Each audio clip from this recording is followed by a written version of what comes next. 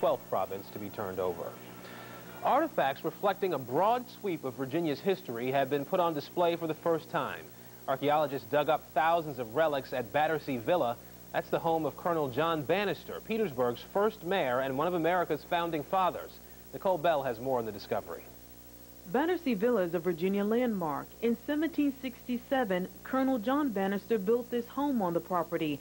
Bannister was a signer of the Articles of Confederation and a friend of George Washington and Thomas Jefferson. Over the summer, archaeologists dug up nearly 3,000 artifacts on the property. Today, some of those relics were revealed. Things that we're finding include everyday items like nails, pieces of ceramic from across the time periods.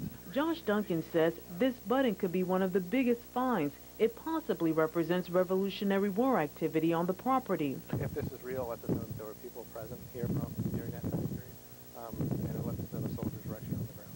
This site has seen many chapters in Virginia's history, from Native Americans who left their mark to living quarters for slaves. There were multiple peoples who lived here, not just Bannister. There were enslaved workers, freed workers, and so getting those stories is what archaeology will allow us to do. John Blair came out to take a look at the artifacts. He's a professor and a historian. Well, I'm always interested in the colonial era in particular. A lot of trade took place between Petersburg and Great Britain and the Caribbean.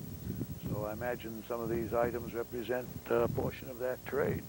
Duncan says these artifacts will be studied and used to guide future digs at Battersea Villa.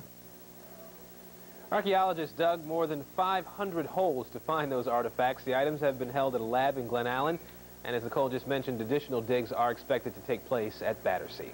Officials at a Northern Virginia mall are apologizing